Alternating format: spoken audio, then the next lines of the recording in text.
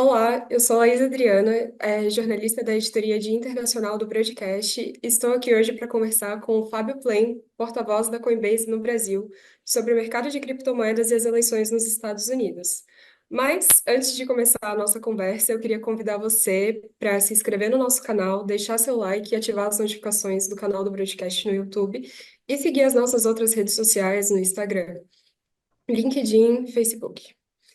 Bom, Fábio, para começar a nossa conversa, eu queria saber a sua perspectiva sobre o aumento de preços do Bitcoin nas últimas semanas, que tem retomado níveis próximos de US$ 70.000, em um movimento que alguns analistas atribuem a um aumento na percepção da probabilidade de vitória do Trump nas eleições dos Estados Unidos.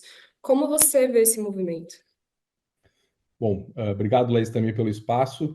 E nessa eleição até é um avanço muito importante que a gente percebe versus outras eleições que a gente teve, em que já existia cripto, em que cripto se tornou uma parte importante do debate, da agenda dos candidatos. E hoje cripto é um tema aí bipartidário, tá? Então, independente do lado, assim, já tá de uma medida presente nas agendas e nas propostas também. E é um pouco do que a gente acredita também, né? Que eu acho que é um momento muito importante para a indústria como um todo, essa eleição, que tem a chance, então, de trazer candidatos que estão, de alguma maneira, já durante a eleição, falando sobre trazer mais clareza regulatória, principalmente, sobre fortalecer a indústria nos Estados Unidos. Então, de novo, a gente vê que candidatos dos dois lados, de alguma medida, têm tratado o tema, e o que, obviamente, para o crescimento da indústria aí nesses próximos anos é muito positivo. Se a gente olha um pouco mais do que o Trump já comentou, só o próprio vice-presidente que ele que está concorrendo com ele é uma pessoa muito pró-cripto também no Congresso, então já foi muito vocal no seu apoio à criptomoeda como um todo nos últimos anos. Tiveram já citações também do Trump de que cripto é o futuro, que é uma tecnologia de fato com potencial aí de seguir avançando nos Estados Unidos como um polo de avanço de tecnologia, mas por outro lado a Kamala também cada vez mais tem trazido também um olhar positivo aí sobre a indústria. Acho que recentemente teve uma plataforma específica que ela acabou divulgando de governo, em que ela também aí traz um compromisso de que, se eleita, vai apoiar também uma estrutura regulatória mais clara também, para que as pessoas tenham mais segurança nesse investimento. Então, são sinais positivos dos dois lados que a gente acaba percebendo, e eu acho que, independente de quem vença aí, eu acho que tem um panorama mais favorável do que o panorama que a gente acabou vivendo na indústria, principalmente nos Estados Unidos, nos últimos anos, aí, principalmente nos últimos 2 anos e pouquinho mais, aí também, através de uma postura mais litigiosa também dos reguladores nesse último mandato. Mas nós tivemos também uma diferença no ritmo de formulação das propostas. Trump e os republicanos, desde o início da campanha, eles já trouxeram campanhas, propostas para o meio cripto, e a candidata democrata, Kamala Harris, ela entrou um pouco depois com essas propostas de regulamentação do mercado. Como você vê essa diferença nas propostas? No caso das propostas da Harris, qual a sua percepção sobre elas? Acho que, no geral, acho que foi muito positivo o fato dela ter trazido um olhar de que vai trazer mais clareza regulatória, que é talvez o grande pedido da indústria, né? Então, se por um lado ela está atendendo o fator chave, que talvez aí nós e os principais players a gente tem buscado incentivar, eu acho que o Trump, da mesma forma, tem isso como uma parte importante ali dentro da política dele. Por exemplo, o Trump fala de fim da repressão às criptomoedas, acho que fazendo aí uma analogia com a postura da SEC, principalmente. Fala também de ter uma regulamentação mais amigável. E daí ele acaba indo além também com outros temas, como construir um estoque de Bitcoin para os Estados Unidos, uma reserva estratégica.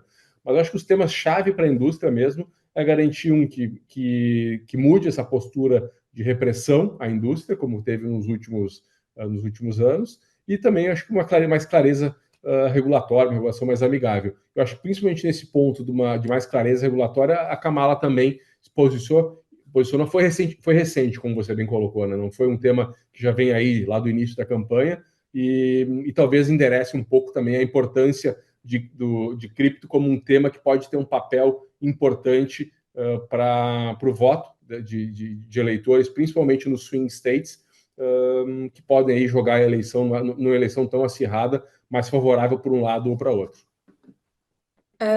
E no caso, falando um pouco também das propostas do Trump, você já mencionou algumas delas, por exemplo, a criação de uma reserva de Bitcoin nos Estados Unidos, trocar ali a liderança da SEC, criar a estrutura para stablecoins. Do seu ponto de vista, são propostas factíveis?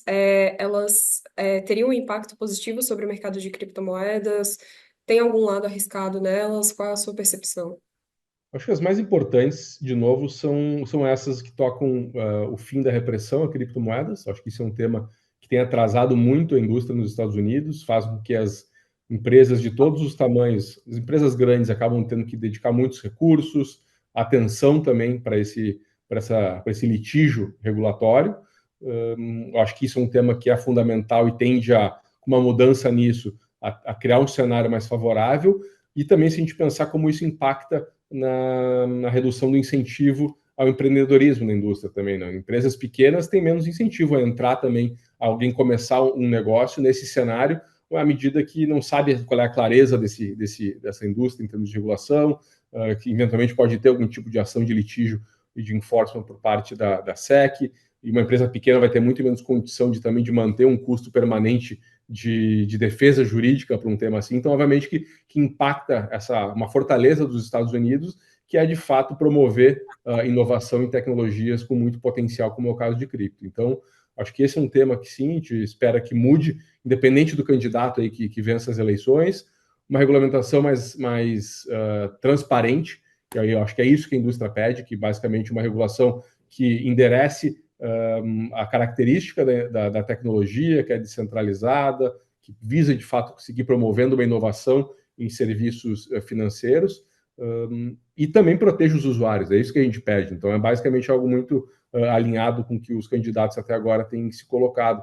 Quando vai muito além, como construir um estoque de Bitcoin, outros temas assim, eu acho que daí não são temas que a gente tem uma visão estabelecida, porque, claro, que pode ser favorável para o ativo, mas para um ativo específico, mas o nosso olhar é muito mais em criar essa estabilidade para a indústria, para que a gente possa seguir crescendo e numa missão que a gente tem, que é de trazer mais liberdade econômica para as pessoas e conseguir, acho que é um tema que é importante, né, que que a gente acaba vendo também com pesquisa, que só 9% dos americanos estão satisfeitos com o sistema financeiro como funciona hoje nos Estados Unidos. Então, tem sim uma demanda e uma importância por parte dos americanos por novas tecnologias que ajudem a melhorar a eficiência do sistema financeiro lá. Então, acho que essas coisas se conectam um pouco e aí para essa direção que a gente espera que, independente do candidato que vença, possa ter uma agenda que traga essa clareza que a gente está buscando. Uhum. Tem duas linhas nessa questão da reserva de Bitcoin que me chamaram um pouco a atenção, que é uma defesa de construí-la como se ele fosse o novo ouro digital, e a outra, por exemplo, seria barrar a necessidade da criação de uma moeda digital soberana é, dos Estados Unidos, um dólar digital, promovendo o Bitcoin, que seria uma moeda já estabelecida. Você pode comentar um pouco sobre isso? É, se isso é factível, se o Bitcoin ele poderia ser essa reserva de segurança para os Estados Unidos?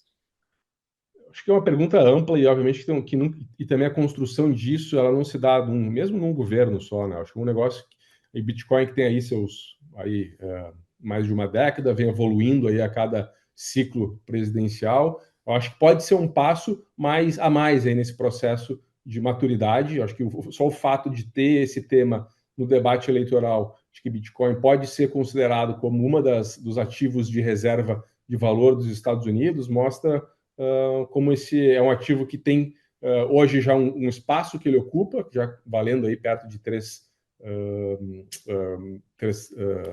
trilhões aí também em valor de market cap, e também eu acho que é como tese de investimento que para de pé e que faz com que não só indivíduos, não só que empresas de serviços financeiros, mas também países possam passar cada vez mais a ter como dentro do seu portfólio aí de reservas, também ativos digitais dentro dele. Então, acho que talvez esse seja o ponto que mais interessa, mas que é um processo longo de amadurecimento também dessa discussão, mas sem dúvida, acho que é um tema que, se à medida que governos como os Estados Unidos começarem a ter um percentual aí mesmo que pequeno das suas reservas dentro disso, isso tem uma importância relativa que pode impactar aí o mercado. E entrando agora na reta final das eleições, nós podemos esperar novos acenos dos candidatos para o mercado cripto, ou você acha que é, as propostas elas já estão precificadas? São essas propostas mesmo? Tem algo que poderia surpreender ou mudar a opinião de investidores cripto em relação aos candidatos? Olha, eu acho que teve de novo, um tema aí que os dois candidatos têm olhado perto, têm cada vez mais, em alguns momentos, acho que acompanhado também, como é um tema que pode sim influenciar de uma maneira mais importante essa eleição por um lado ou outro, até para trazer um pouco mais aí de dados sobre isso, né? A gente está falando de uma eleição muito, pelo que as pesquisas mostram, muito apertada entre os dois candidatos, e cripto hoje tem 52 milhões de americanos que possuem cripto. Então, isso a gente está falando de 20% da população adulta. Então, é um voto, um bloco votante importante nessa eleição. Se a gente começa a fazer alguns recortes dentro disso, os eleitores mais jovens aí de geração Z, millennials, eles representam 40% de todos os eleitores nos Estados Unidos, e esse número deve aumentar olhando para as próximas eleições. De novo, é um público que tende a ter uma postura mais pró-tecnologia, mais pró-cripto, e obviamente que também isso incentiva os candidatos a ter propostas mais claras aí também sobre esses temas. Então, acho que esse não é à toa que agora nessa reta final, quando a gente olhar nos swing states, como estão indo aí a disputa entre os dois candidatos, que podem sim ainda acontecer sinalizações ainda mais fortes também sobre isso. Acho que não é à toa que fazem poucos dias que a Kamala acabou trazendo um pouco mais de clareza também nas suas propostas, principalmente para o eleitorado negro também. Então, acho que sim. E quando a gente olha também um último dado aqui também, que cripto tem 16 vezes mais proprietários de ativos digitais do que é o tamanho da disputa e da diferença de votos entre os dois candidatos. Então, acho que um perfil aí de eleitores que pode compor aí como uma estratégia final nessas próximas semanas, à medida que os candidatos buscarem trazer mais clareza. Acho que do lado do Trump ele já trouxe muito isso, a Kamala tem cada vez trazido mais e quem sabe pode investir mais ainda nessa frente nas próximas semanas. Eu queria aproveitar também para comentar sobre um estudo recente da Coinbase que mostrou que eleitores detentores de criptomoeda em estados-chave, eles têm a mesma probabilidade de votar na Kamala Harris ou no Donald Trump. Para você, como eles podem influenciar a balança dessas eleições?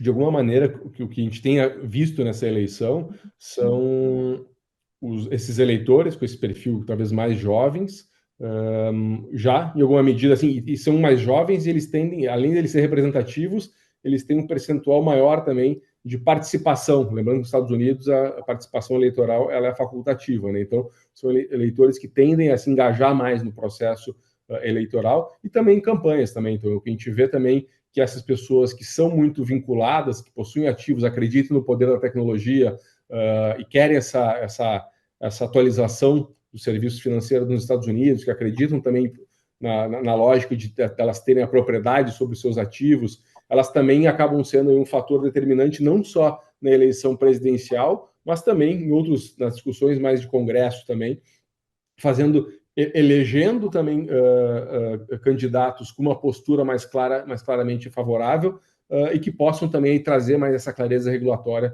que a gente está buscando. Então, acaba sendo aí, eu acho que acho que a primeira grande eleição em que a gente vê uma massa de eleitores de cripto se posicionando muito claramente, e não só isso, influenciando mais ativamente os candidatos, seja para a corrida para presidente, seja também para o Congresso. Então, acaba se tornando aí um bloco votante que tem tido um papel muito importante aí nessas eleições. E, de novo, por essas características aí também de engajamento eleitoral, a minha projeção é que essa tendência se intensifique ainda para eleições futuras. Então, só retomando para concluir essa ideia, essa seria a primeira eleição em que investidores cripto, o setor de criptomoedas no geral, se organiza de uma forma mais política e você vê essa tendência como contínua para as próximas eleições. Sem dúvida, assim, acho que ele, retomando, assim, eleitores, então, de geração Z e milênio, hoje representam 40% de todos os eleitores e devem ser já em 2028 maioria dos eleitores. Então, a gente está falando de jovens daqui na próxima eleição de 2028 já se podendo ser maioria dentro disso e, de novo, se engajando mais dentro desse processo. E essa é a primeira eleição que a gente teve em que cripto teve esse fator tanto de tema-chave na agenda dos candidatos, né, no debate eleitoral, e com as pessoas também tomando como um critério para a tomada de decisão dos seus candidatos. Sim. Bom, e só para fechar essa parte, então, das eleições e dos candidatos, entre as novas propostas, um projeto bem recente do Trump, que na verdade foi anunciado há alguns meses, mas foi lançado essa semana, é o World Liberty Financial. Como você vê esse projeto de criptomoeda? Ele pode ter alguma influência agora nessa reta final das eleições, considerando a época de lançamento dele? Em relação a esse anúncio do Trump recente, acho que acaba sendo mais um indício de comprometimento com a indústria, com avanços também regulatórios e que acaba dando um sinal aí também de que ou pelo menos imagino que seja a ideia também aí do grupo ali que está junto com o Trump, de poder trazer indícios claros de comprometimento com o avanço da tecnologia e da indústria, além só de uma retórica. Então, mas eu acho que o que é mais importante, no fim das contas, é quando um candidato ou outro for eleito, começar a ter na prática como é que vão ser essas medidas já a partir dos primeiros dias e primeiras semanas de governo, mudando aquelas posturas que a gente acabou comentando, né, como uma regulamentação por litígio, por trazer mais clareza regulatória. Então, eu acho que é um bom sinal, um sinal favorável, mas acho que o que é mais importante, independente do candidato que vier a ganhar, são as medidas mais práticas que aconteçam já aí no início de mandato. Sim. Bom, e para além das eleições nos Estados Unidos, você pode comentar um pouco sobre quais são as suas perspectivas para o Bitcoin e o mercado de criptomoedas no médio e longo prazo? No caso, a gente sabe que o resultado das eleições pode influenciar o movimento do Bitcoin, então, em um cenário de vitória do Trump, o que você projeta, em questão de preços da criptomoeda, e no caso de uma vitória da Câmara também, e o que a gente pode esperar além disso? Legal. Acho que é muito difícil fazer essa projeção de valores de um ou outro, porque acho que um ponto, assim, o mercado ele está aguardando essa clareza em relação às eleições, que eu acho que pode ser aí um promotor aí de crescimento a partir aí dos resultados das eleições. Então, acho que independente do candidato, pode ter aí um cenário favorável à medida que vai trazer mais clareza aí também para os investidores. Fora isso, que é um tema também recorrente, que acho que já foi em alguma medida precificado, esse primeiro corte que teve na taxa de juros dos Estados Unidos, 0,5%. Acho que tem ainda bastante expectativa, como é que vão ser essas próximas medidas que o Fed vai tomar.